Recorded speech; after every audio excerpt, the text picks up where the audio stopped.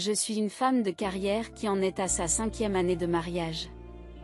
La solitude ne réside pas dans les montagnes, mais plutôt dans les rues bondées.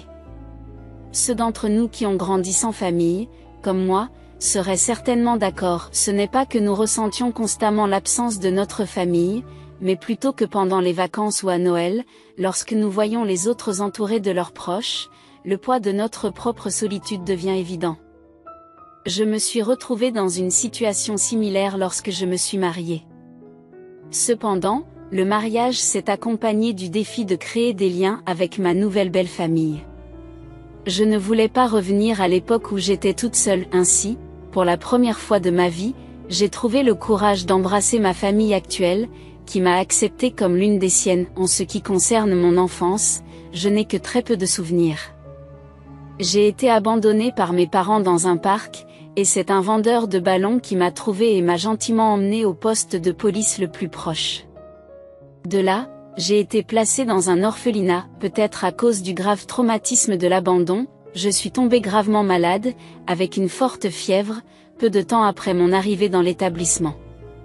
Par conséquent, je n'ai aucun souvenir de ce qui s'est passé avant l'âge de 7 ans. Parfois, je me demande s'il est heureux que je ne me souvienne pas de mes premières années.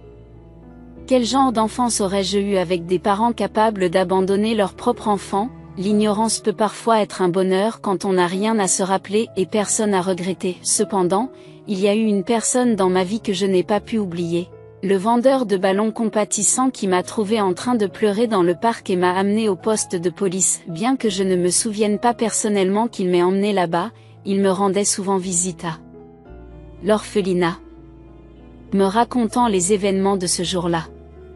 Malgré la douleur associée à ce souvenir, je comprends l'importance de le reconnaître. Peut-être, si vous avez de la chance, découvrirez-vous des traces qui vous mèneront à vos propres parents. Étant moi-même parent, je pense que vos parents ne vous ont pas abandonné sans raison. Ils devaient avoir leurs propres circonstances. Essayez d'envisager cette situation sous un angle positif. Il est possible que tes parents t'aient cherché sans relâche à travers le pays, comme le font souvent les parents qui ont perdu leur enfant. On peut avoir l'impression de manger sans vraiment savourer la nourriture, et on peut avoir l'impression de vivre sans vraiment faire l'expérience de la vie. Il est donc essentiel que vous n'oubliez jamais vos parents et que vous essayiez de vous souvenir autant que possible. Comprenez-vous ce que j'essaie de dire? Ces paroles étaient peut-être dures, mais au fond de moi, je sentais qu'il espérait sincèrement que je retrouve mes parents. Il m'a rendu visite fréquemment, m'encourageant et me guidant, mais les enfants adoraient les ballons qu'on leur donnait. Ils étaient ravis lorsqu'ils façonnaient les ballons à longs bâtons en chien de caniche ou en épée en les tournant habilement. Cependant, leur fascination s'est rapidement transformée en peur lorsqu'ils ont remarqué le tigre sombre tatoué sur son bras droit.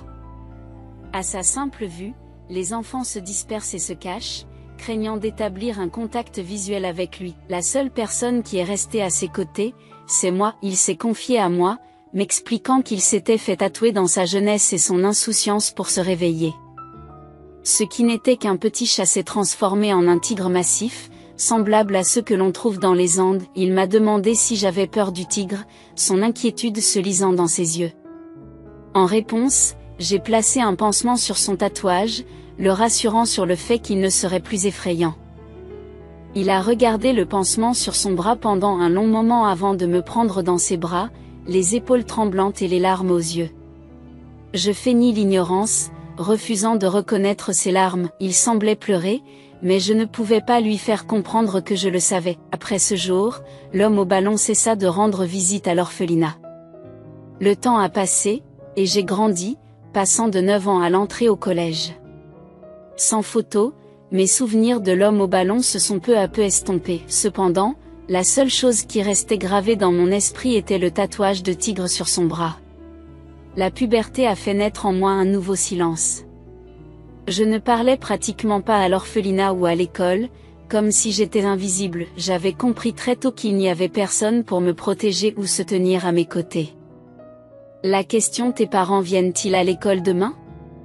Était très redoutée par ceux d'entre nous qui n'avaient pas de parents. La seule façon d'éviter de l'entendre était de ne donner aucune raison à qui que ce soit de la poser. Un vieux dicton dit qu'une belle fille doit fermer les yeux et les oreilles et à peine respirer. Je l'ai pris à cœur et j'ai évité de me mêler des affaires des autres, vivant en quasi-isolement pour me protéger. C'est ainsi que j'ai gagné le surnom de fille invisible. Je me fermais les yeux et les oreilles, refusant de reconnaître tout acte répréhensible ou toute accusation injuste portée à l'encontre des autres. Il était clair que je n'avais pas d'amis, et honnêtement, je n'en désirais pas. Je ne voulais pas être un ami déloyal, vu que je n'avais personne avec qui traîner. Au lieu de cela, je passais mon temps libre à étudier et à lire des livres, trouvant du réconfort dans l'odeur de renfermer des pages de vieux livres qui imprégnaient la bibliothèque. J'avais une idée en tête. Je voulais que mon nom soit associé à chaque livre de la bibliothèque de l'école en tant qu'emprunteur. C'est devenu un défi personnel, un jeu auquel je jouais avec moi-même, et c'est à ce moment-là que j'ai commencé à me plonger dans la lecture. Peu à peu, cette habitude a commencé à combler un vide en moi. Cependant, à l'approche de la remise des diplômes, je me suis rendu compte que la bibliothèque de l'école contenait bien plus de livres que je ne l'avais imaginé. En conciliant mes études pour les examens du SAT, j'ai eu du mal à trouver du temps pour la lecture, mais grâce à mes lectures régulières, j'ai excellé dans la rédaction d'un essai et j'ai obtenu la première place, ce qui a grandement contribué à mon acceptation à l'université. Mes compétences en matière d'écriture ont joué un rôle important en faisant pencher le comité d'admission en ma faveur. En termes de résultats scolaires, mes notes et mes scores au SAT étaient impressionnants. Cependant, les contraintes financières ont constitué un défi majeur. Selon la politique de l'orphelinat, je devais partir une fois que j'aurais obtenu mon diplôme de fin d'études secondaires. L'orphelinat m'a fourni une petite somme d'argent pour la caution locative, mais j'ai dû me débrouiller toute seule à partir de ce moment-là. Le rêve d'aller à l'université semblait presque impossible en raison des frais de scolarité et des frais de subsistance élevés, qui représentaient un fardeau considérable. J'ai durement compris ce que cela signifiait d'être sans parents, alors que d'autres personnes ayant des notes plus faibles ne pouvaient pas aller à l'université. Moi, qui avais de bonnes notes, j'étais toujours confrontée au même dilemme. J'avais l'impression de me rendre aux circonstances et de renoncer à ma propre vie. Alors que mes camarades étaient occupés à se préparer pour l'université, je me retrouvais piégée dans un état de désespoir, incapable d'agir. Puis, un jour, le directeur de l'orphelinat m'a convoqué d'urgence. J'ai supposé qu'il s'agissait de ma sortie de l'orphelinat, j'ai donc pris une grande respiration et je suis allée le voir. Mais il m'a fait part d'une chose tout à fait inattendue. Il m'a dit, « Johanna, je crois que tu pourras aller à l'université, il y a quelqu'un qui est prêt à parrainer ton éducation. Non seulement cela, mais cette personne propose également de soutenir tes études à l'étranger si tu le souhaites. » Était-ce réel ou juste un rêve? Le directeur semblait encore plus enthousiaste que moi et m'a assuré que c'était bien réel. Il m'a demandé de préparer mon essai, en insistant sur le fait que je ne devais pas rater une occasion aussi remarquable. J'avais du mal à y croire. En quittant le bureau du directeur, j'ai ressenti un sentiment d'incrédulité et d'étonnement. J'avais l'impression d'être devenue l'héroïne d'une histoire moderne de Cendrillon. À partir de ce jour, je me suis sérieusement consacrée à la préparation de la dissertation. J'ai pratiquement vécu à la bibliothèque de l'école, me plongeant dans des livres sur les dissertations, résolvant de nombreux problèmes de mots et cherchant des conseils auprès de mon professeur d'anglais. L'entrée à l'université a été un privilège que je n'aurais jamais cru connaître un jour. Je me suis installée dans le dortoir juste avant le début du semestre, partageant une chambre avec un colocataire, un concept qui ne m'était pas familier mais qui n'était pas un défi en raison de mon éducation dans un environnement de groupe à l'orphelinat. Les installations étaient de premier ordre et la proximité des salles de classe et des bibliothèques ajoutait à la commodité. Je suis reconnaissante à mon parrain, qui a généreusement pris en charge mes frais de scolarité et m'a versé une allocation confortable. Après mes études, j'ai bénéficié d'un mode de vie luxueux. Grâce à mes bonnes notes, j'ai eu l'occasion d'étudier à l'étranger, en Europe.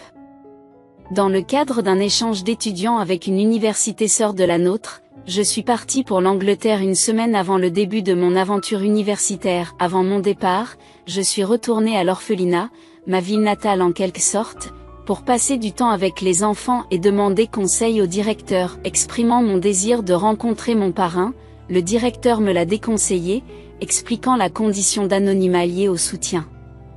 Malgré mon désir, j'ai obtempéré et j'ai décidé de lui faire part de ma gratitude par le biais d'une lettre sincère. Quelques jours plus tard, alors que j'étais en Angleterre, le directeur m'a annoncé qu'il avait remis ma lettre au parrain anonyme. Le message du parrain m'encourageait à rester en bonne santé et à revenir après avoir terminé mes études. 4 années enrichissantes d'éducation européenne plus tard, je suis retournée aux États-Unis. Désireuse de lancer ma carrière, après avoir effectué un stage dans une entreprise internationale de renom en Angleterre, j'ai postulé auprès de 5 entreprises et obtenu des entretiens avec 3 d'entre elles. Les dates d'entretien imminentes ont toutefois déclenché une perte soudaine de confiance en soi. La concurrence intense, avec des candidats hautement qualifiés au parcours brillant, a alimenté mon anxiété. Ce que j'avais craint devenait réalité. Lorsque j'ai dû faire face à l'échec de mon premier entretien d'embauche, je me suis sentie inquiète. Mais recevoir une lettre de refus, confirmant que je n'avais pas obtenu le poste, m'a rendu craintif. J'ai commencé à me demander ce que je ferais si j'échouais aux 2 autres entretiens. Mes inquiétudes se sont accrues. La directrice de l'orphelinat où je vivais m'a réconfortée, m'assurant que ce n'était pas la fin et qu'il était trop tôt pour être déçu. Cependant, je ne pouvais m'empêcher de penser à mon parrain, qui avait tant investi en moi. L'idée de les décevoir me pesait lourdement. Je savais que je me sentirais très mal si j'échouais cette fois-ci. Heureusement, j'ai réussi les 2 entretiens et j'ai eu la possibilité de choisir entre 2 offres d'emploi. Enfin, lorsque j'ai reçu la lettre de confirmation, j'ai pu pousser un soupir de soulagement, même si je n'ai pas montré mon bonheur à l'extérieur. À l'intérieur, j'étais tourmentée par les soucis. Trouver un emploi n'est pas tout dans la vie, mais cela a joué un rôle important dans mon parcours. À l'âge de 27 ans, j'ai enfin pu voler de mes propres ailes et devenir indépendante. Juste avant mon premier jour de travail, j'ai écrit une lettre sincère à mon parrain, lui exprimant ma gratitude pour m'avoir donné la chance d'étudier dans un environnement merveilleux qui m'a permis de trouver un emploi dans une grande entreprise. Je lui ai également fait part de mon désir de le rencontrer en personne et de le remercier comme il se doit. Cependant, à mon grand désarroi, le parrain a décliné l'invitation par l'intermédiaire du directeur de mon orphelinat. Il m'a fait comprendre que maintenant que j'avais fait mon premier pas dans le monde, il était temps pour moi de compter sur mes propres forces et de voler de mes propres ailes. C'était la 2e fois qu'un parrain refusait de me rencontrer. À partir de ce moment-là, je me suis abstenue d'exprimer mon souhait de le rencontrer. Néanmoins, j'ai toujours gardé au fond de mon cœur ma reconnaissance pour lui et j'ai décidé d'aider d'autres personnes dans le besoin. Je pensais que c'était ma façon de montrer ma gratitude à mon parrain, au cas où je rencontrerais un jour quelqu'un dans une situation similaire à la mienne. Lorsque j'ai commencé à travailler, je me suis trouvée très occupée, comme c'est le cas pour tous les nouveaux employés. Le lieu de travail était complètement différent de ce que j'avais appris à l'école. J'ai dû faire face à une courbe d'apprentissage abrupte et consacrer toute mon énergie à m'adapter à ce nouvel environnement. Après avoir travaillé avec diligence, j'ai été promue au poste de directrice adjointe en l'espace de 3 ans. Un jour, le directeur de mon orphelinat est venu me rendre visite au travail à l'heure du déjeuner. En guise de remerciement, je l'ai emmené dans un restaurant voisin, mais à ma grande surprise, il m'a proposé un rendez-vous à l'aveugle. Je n'étais pas intéressée par le mariage à l'époque. Il m'a toutefois assuré que cela ne signifiait pas que je devais me marier tout de suite. Il m'a dit qu'il y avait quelqu'un qu'il estimait beaucoup et qu'il ne voulait pas que je rate l'occasion de le rencontrer. Il m'a encouragée à rencontrer cette personne et m'a expliqué que je pouvais refuser par la suite si je n'étais pas intéressée. Au départ, compte tenu de votre concentration sur les études et le travail, la perspective d'une rencontre ne vous a jamais effleuré l'esprit.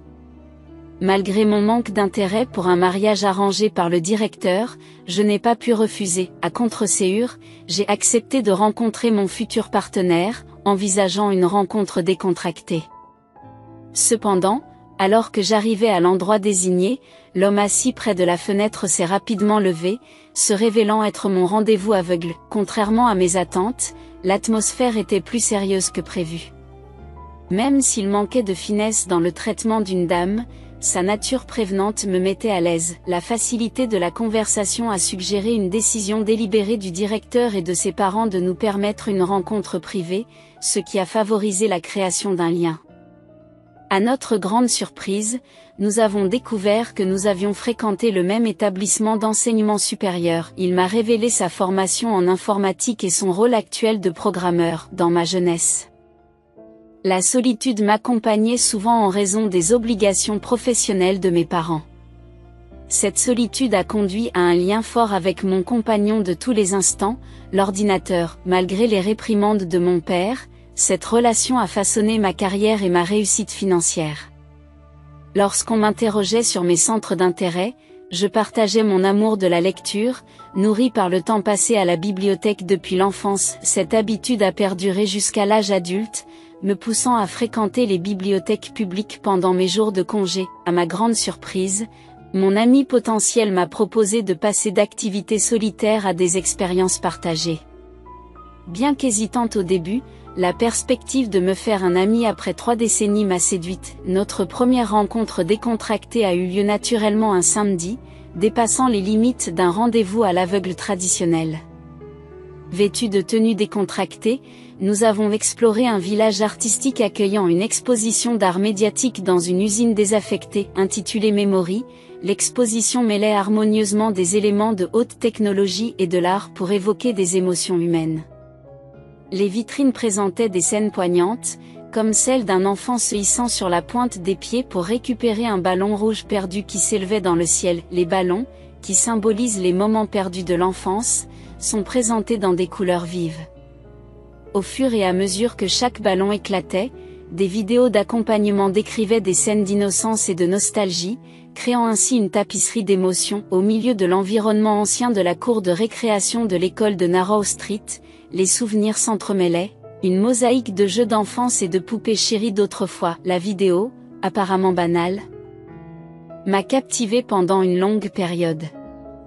Elle a déclenché la résurrection de fragments provenant des profondeurs de souvenirs oubliés lorsque j'avais 7 ans, des moments que je croyais irrémédiablement perdus. Là, dans la bobine, je pouvais discerner les contours de ma maison et la présence réconfortante de mes parents.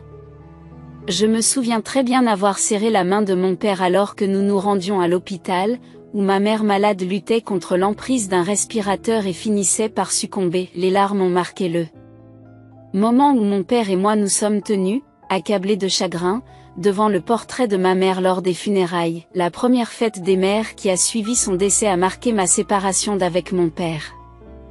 Lors d'une scène poignante, il a répondu à ma demande d'aller dans un parc d'attractions, en état d'ébriété et effondré. Ses yeux enfoncés rencontrèrent les miens et il me conduisit non pas à la fête foraine, mais à un parc voisin, près d'un barrage. Alors que j'attendais sur un banc qu'il achète une boisson, un orage inattendu dispersa brusquement les pique-niqueurs, ne laissant que moi et un vendeur de ballons solitaires. Dans l'instantané de mon dernier souvenir d'enfance, les mains de l'homme au ballon se sont entrelacées avec les miennes, laissant une marque indélébile.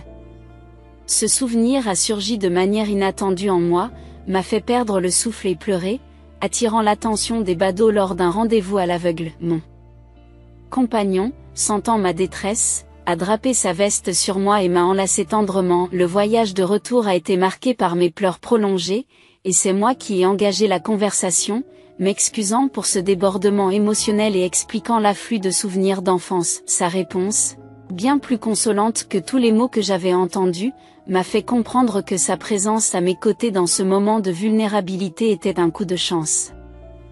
C'était la première fois que j'éprouvais le désir de compter sur quelqu'un pour me débarrasser des secrets bien gardés de mon passé.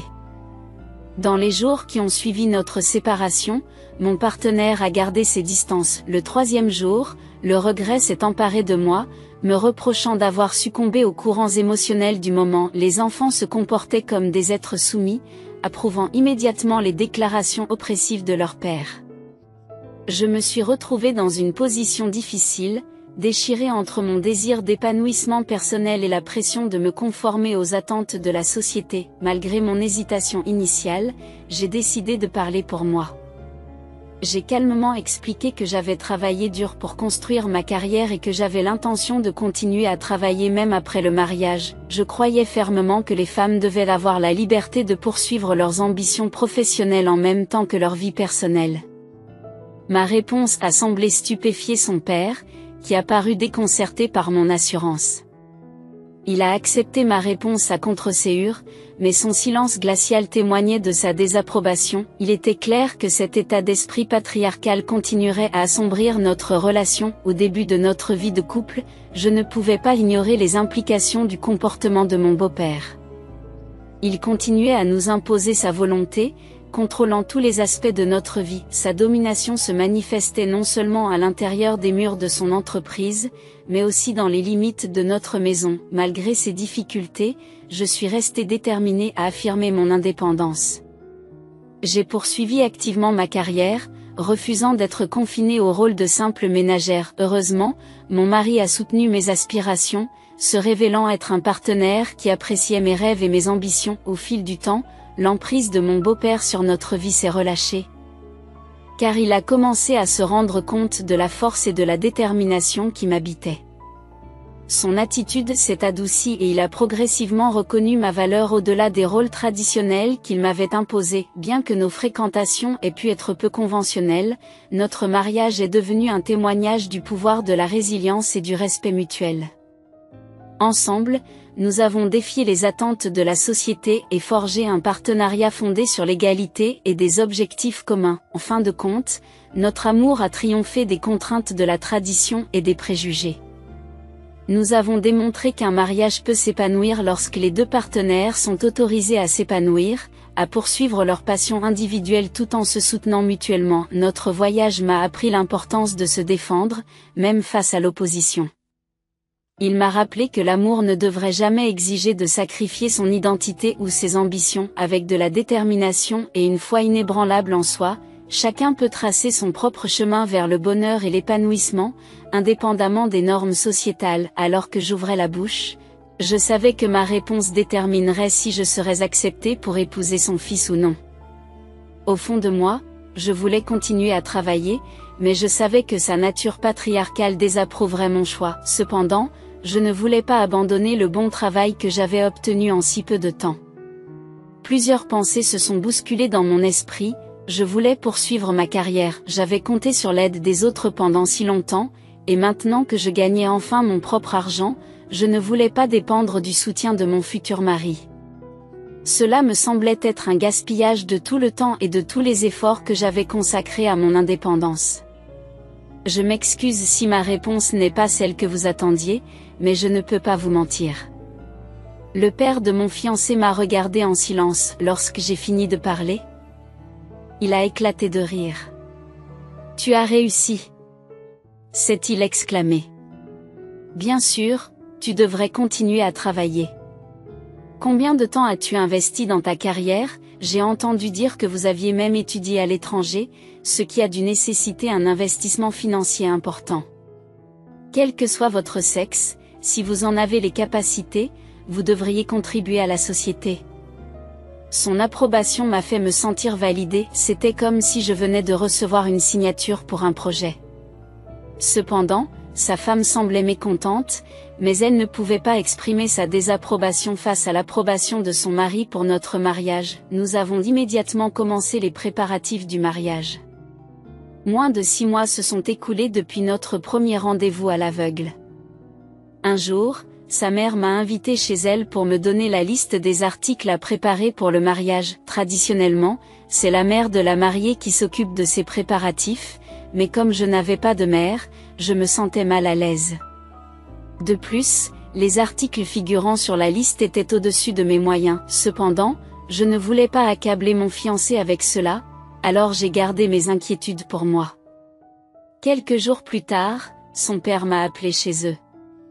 Je préférerais un mariage traditionnel plutôt qu'un mariage à l'hôtel, m'a-t-il dit. Je pense qu'il est préférable de suivre la tradition plutôt que de déranger des parents éloignés en achetant des cadeaux de mariage, etc. Organisons un mariage simple et intime avec nos familles respectives et offrons un dîner aux invités. C'était l'idéal pour moi, car je n'avais pas de père pour me guider dans l'allée d'une salle de mariage chic. En outre, je n'avais ni amis ni parents à inviter à un tel événement, j'ai accueilli tout le monde à bras ouverts en tant qu'invité. Cependant, ma belle-mère avait une opinion différente, bien que non exprimée, craignant la réaction potentielle de son mari. Elle a exprimé son mécontentement à voix basse. Ayant déjà dépensé généreusement pour les cadeaux de mariage des autres, elle s'interrogeait sur la nécessité de renoncer à notre tour. La frustration était palpable, mais son mari lui a conseillé de garder ses pensées pour elle. Si tu dois te parler à toi-même, fais-le en silence. Pris dans la tension, je me suis abstenu de répondre immédiatement par égard pour ma belle-mère. Mon mari est alors intervenu, proposant une discussion privée sur le sujet. Alors qu'il envisageait la possibilité d'éviter les cadeaux de mariage, son père s'est interposé, le coupant au milieu de sa phrase « Je n'ai pas fini de parler », a protesté mon mari, qui s'est vu répondre par un avertissement sévère de ne plus parler de cadeaux de mariage. Le désaccord est apparu lorsque mon beau-père a déclaré sans équivoque « Je n'ai besoin d'aucun de ces cadeaux, alors n'en prenez pas ». Il a rejeté l'attente traditionnelle de dot élaborée pour la belle-fille, la jugeant déraisonnable, ajoutant que notre fils n'était pas assez extraordinaire pour justifier de tels cadeaux. Il a suggéré de renoncer aux préparatifs du mariage, concluant ainsi la question de manière décisive. Ma belle-mère, dont les plans élaborés pour les cadeaux de mariage étaient en désordre, a froncé les sourcils, mais semblait déterminée à ne pas s'avouer vaincue. Personnellement, je ne pouvais pas permettre que le mariage ait lieu sans les cadeaux habituels. Je me demandais pourquoi notre famille, contrairement à d'autres, devait recevoir une belle-fille les mains vides.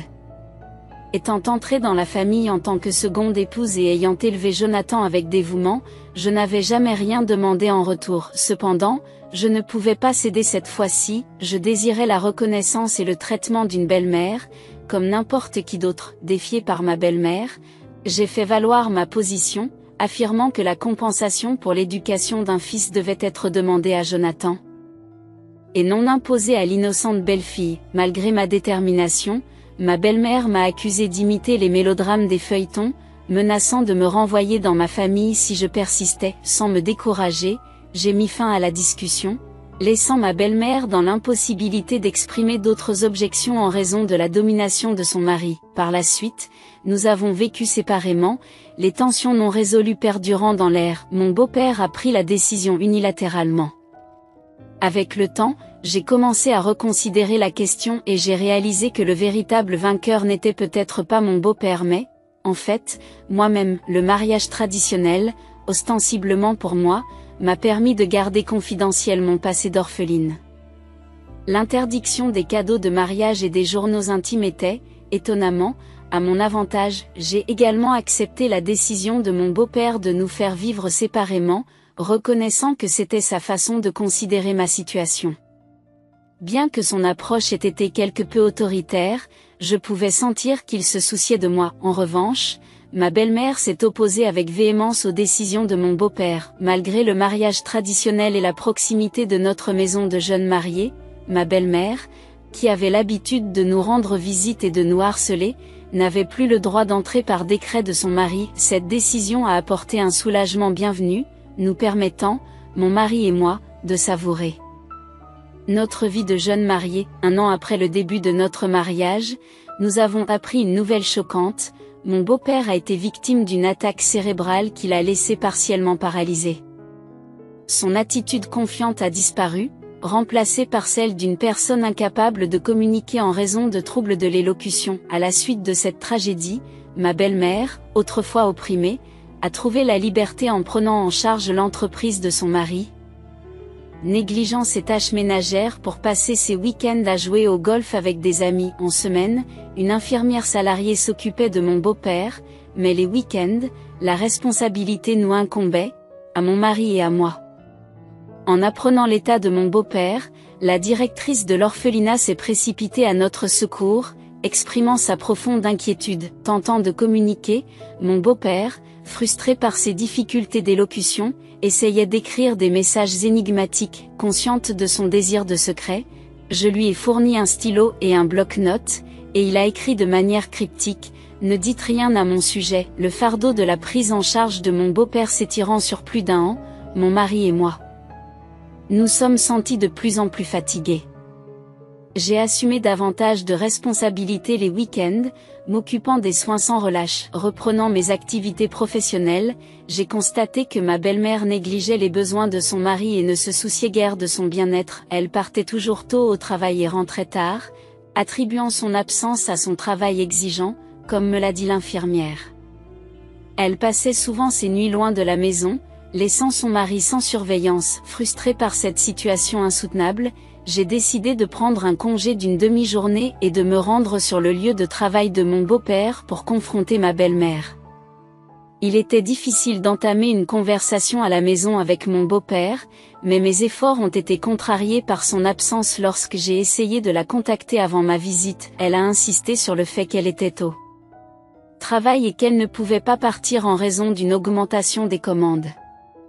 Cependant, en inspectant la chaîne de montage de l'usine, j'ai découvert que la moitié des lignes étaient à l'arrêt et qu'il n'y avait qu'une poignée d'employés présents. Une enquête auprès d'un contremaître de l'usine a révélé une situation commerciale désastreuse. La faillite de l'entreprise due à la mauvaise gestion de la femme du patron et de son jeune frère. Malgré de bonnes ventes, ils ne parvenaient pas à payer les salaires et les fournisseurs en temps voulu, ce qui entraînait le départ des employés et l'arrêt des approvisionnements. La chute s'est poursuivie lorsque ma femme, ma belle-mère, s'est lancée dans des dépenses somptuaires, achetant des articles de luxe et changeant de voiture. Bien que l'entreprise soit au bord du gouffre, elle ne s'est pas présentée au travail pendant des mois. De manière choquante, elle a modifié l'entreprise en optant pour des produits moins chers en provenance de Chine, s'aliénant ainsi les clients habituels. Consterné par la situation, j'ai décidé d'intervenir, rompant avec ma position habituelle de non-intervention. Dans un premier temps, j'ai informé mon mari de la situation précaire de l'usine, en cachant les détails à ma belle-mère. Pour aller plus loin, j'ai engagé un détective privé pour surveiller ses activités pendant le week-end. Alors que je m'occupais seule de mon beau-père un dimanche, j'ai été confrontée à un défi inattendu, la nécessité de lui faire prendre un bain. Mon mari étant occupé à l'usine, je me suis retrouvée à aider mon beau-père dans une situation plutôt gênante, ce qui m'a beaucoup éloignée de mes habitudes. En outre, il a indiqué qu'il ne voyait pas la nécessité d'un lavage rapide, affirmant que la transpiration n'était pas un problème pressant. Cependant, compte tenu de l'importance de la transpiration, il n'était pas question de remettre la propreté à plus tard. Nous avons opté pour des linges humides pour le nettoyer, en évitant soigneusement ses parties intimes. Alors qu'il retirait sa chemise pour la laver, mon attention a été attirée par un tatouage familier sur son bras droit, le tigre de l'homme au ballon. Surpris par cette révélation, mon beau-père s'est empressé de dissimuler le tatouage avec sa main gauche. Semblant troublé et marmonnant des mots que j'ai eu du mal à comprendre, il semblait avoir un besoin urgent de contacter le directeur de l'orphelinat et de vérifier s'il était bien l'homme au ballon. Lorsque je lui ai demandé comment j'avais découvert son secret, il s'est avoué vaincu, reconnaissant qu'il était inutile de continuer à se cacher. Il a révélé qu'il était le parrain anonyme qui m'avait soutenu. Malgré sa demande de confidentialité, il a exprimé son désir de me considérer comme sa belle-fille et de me traiter comme sa propre fille. Le rendez-vous arrangé à l'aveugle, qui avait abouti à une connexion réussie, lui avait procuré une immense joie. Cependant, le récit de l'homme au ballon est resté une affaire clandestine connue uniquement de lui et de moi, à l'exclusion même de mon mari et de ma belle-mère. En apprenant cela, j'ai ressenti une grande chaleur et je me suis précipitée dans la chambre de mon beau-père, où je l'ai serré fort dans mes bras, les larmes aux yeux. Je lui ai reproché de ne pas avoir révélé son identité plus tôt, lui faisant part du profond sentiment de nostalgie et de la peur de l'abandon qui me hantait depuis si longtemps. Je me suis excusée de ne pas l'avoir reconnu plus tôt et j'ai demandé son pardon. Mon beau-père m'a tendrement caressé les cheveux de sa main handicapée, les larmes aux yeux. Son étreinte m'a semblé aussi chaleureuse et réconfortante qu'autrefois. Quelques jours plus tard, un détective privé m'a contacté et m'a révélé que ma belle-mère avait détourné les biens de son mari, détourné des fonds sur les comptes de sa famille et entretenu une relation secrète avec le chauffeur de la voiture de fonction. Mon mari et moi avons consulté un avocat et rencontré le contremaître de l'usine pour discuter du sort de l'usine. Le contremaître a exprimé son intérêt pour la gestion de l'usine et a proposé un loyer mensuel étant donné qu'il n'avait pas les moyens financiers d'en devenir propriétaire. Confrontés à des options limitées, nous avons accepté cet arrangement. Peu de temps après, ma belle-mère s'est à nouveau rendue chez nous. Il semble qu'un avis juridique ait été envoyé à l'appartement où elle vivait avec son amant, ce qui a provoqué une dispute entre nous. Elle a mis en doute mon audace de porter plainte contre ma belle-mère et de porter l'affaire devant les tribunaux. Elle s'est moquée de mon passé d'orpheline et a suggéré que je ne serais pas en sécurité dans cette situation.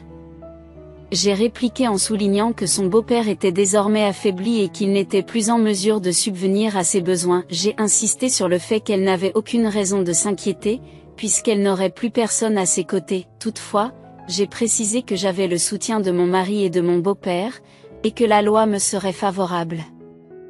Pour insister sur ce point, j'ai mentionné que son amant avait fourni la preuve qu'elle avait détourné les fonds de mon beau-père. J'ai souligné ses propres choix imprudents, comme le fait d'abandonner son mari malade pour vivre avec son amant.